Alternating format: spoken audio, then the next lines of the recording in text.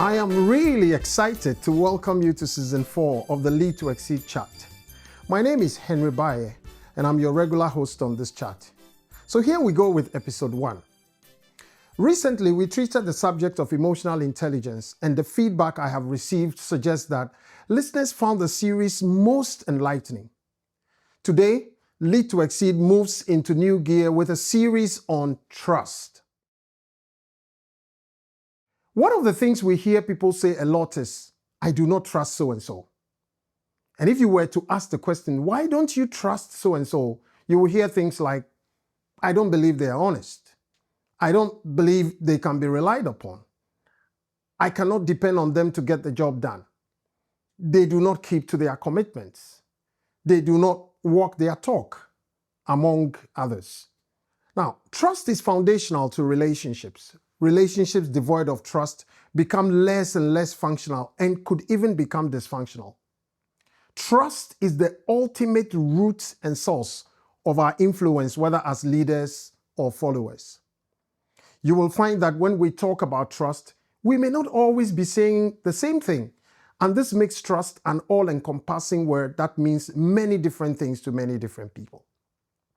A recent survey conducted by British sociologist David Halpern reveals that only 34% of Americans believe that other people can be trusted.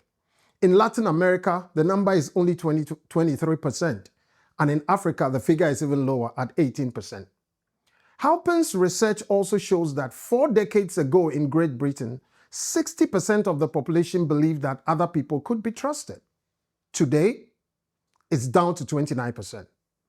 This survey also found that 68% of Scandinavians, Denmark, Sweden, Norway, etc., and 60% of the people in Netherlands believe that others can't be trusted, indicating that there are some higher trust societies.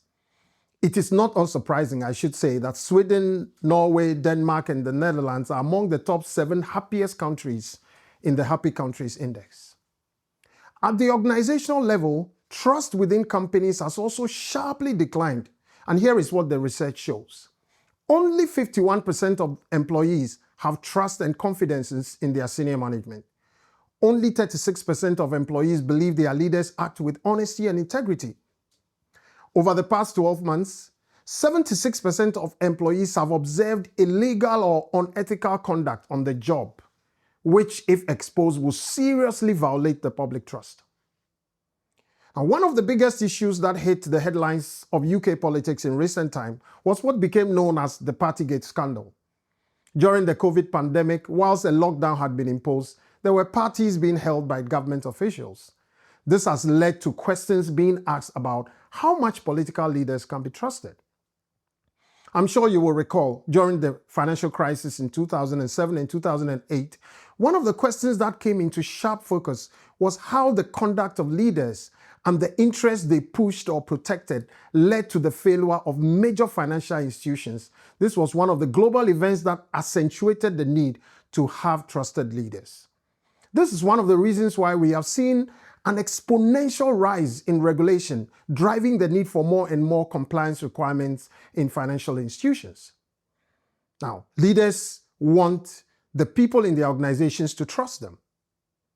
And the research, however, has shown that trust is a leading indicator of whether others evaluate leaders positively or negatively. The paradox of trust is that whilst it is one of the most important elements of leadership, it is also one of the least spoken about. Francis Fukuyama, a prominent writer, has said, widespread distrust in a society imposes a kind of tax on all forms of economic activity, a tax that high trust societies do not have to pay. You see, when organizations go through change, it is a period when both the leaders driving the change and the people affected by the change go through enormous periods of stress. For people affected by the change, some of the fundamental questions that drive the anxiety are as follows. Are the real intentions behind the change what the leaders are telling them? Can the change be trusted to deliver what it promises? Can we trust the change to improve our circumstances, or the change will lead to negative consequences? These questions are at the very heart of trust. We have often found that it is very easy to break trust, but once broken, it is difficult to regain or rebuild. So the question is, what is trust? Trust, which can be defined as a belief in the abilities, integrity, and character of another person, is often thought of as something that personal relationships are built on. But according to recent research in Harvard Business Review, trust is the foundation of most successful organizations. Trust is clearly not an issue for just personal relationships. It also refers to institutional trust and public trust on a larger scale. People now ask the question, can I trust my company to look after me? Can I trust the government to do the right thing? Now, let me share with you what has really prompted me to do this series on trust. According to a study by Harvard Business Review, people at high trust companies report 74% less stress, 106% more energy at work, 50% higher productivity, 13% fewer sick days, 76% more engagement, 29% more satisfaction with their lives, and 40% less burnout than people at low trust companies. In contrast, employees at low trust organizations are often bogged down by office politics and infighting. They are more likely to withhold information and hoard resources because they don't feel safe sharing them. As a result, decision-making is slower and less effective. These statistics tell the entire story of how crucially important trust is in every walk of life. The research suggests that trust has an impact on employee engagement, stress levels, health, productivity, and above all, the speed of making decisions, innovating, and growing.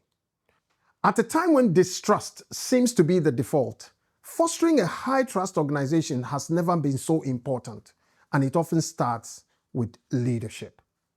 In a study by Zach Zenger and Joseph Folkman, they found that the level of trust is highly correlated with how people rate a leader's overall leadership effectiveness. It has the strongest impact on the direct reports and peer overall ratings. Now, let me wrap up this introductory episode with a story I read in what I consider to be one of the best books ever written about trust, The Speed of Trust by Stephen M.R. Covey. In the book, he tells the story of Jim. Jim was a vendor in New York City who set up shop and sold donuts and coffee to passers-by as they went in and out of their office buildings during the breakfast and lunch hours. Jim always had long lines of customers waiting. He noticed that the waiting time discouraged many customers who left and went elsewhere. He also noticed that as he was a one-man show, the biggest bottleneck preventing him from selling more donuts and coffee was the disproportionate amount of time it took to make change for his customers. So finally, Jim simply put a small basket on the side of his stand filled with dollar bills and coins, trusting his customers to make their own change. Now, you might think that customers would accidentally count wrong or intentionally take extra coins or notes from the basket. But what Jim found was the opposite. Most customers responding by being completely honest, often leaving him larger than normal tips. Also, he was able to move customers through at twice the pace because he didn't have to make change. In addition, he found that his customers liked being trusted and they kept coming back. I'm not sure that Jim's experiment will work in every society, so depending on what you know about your society, don't try this at home, as they say. On that light note, though, let me invite you to come along with me as we tackle this very important subject on trust. I hope you find it as enlightening as I found it studying and researching it. This is probably one of the most insightful and revealing subjects I have engaged with, and I find the content I'll be sharing with you most rewarding. So here is what I would request you to do. First, subscribe to the channel so that you do not miss this series. Like and comment to get more people seeing it, and share this video as widely as you can. If you have any questions or reflections, of course, please share them with me. In my next chat, I'll be dealing with the various dimensions of trust, and you don't want to miss that chat. I'm Henry Bai on the L2X S4 EP1. See you soon.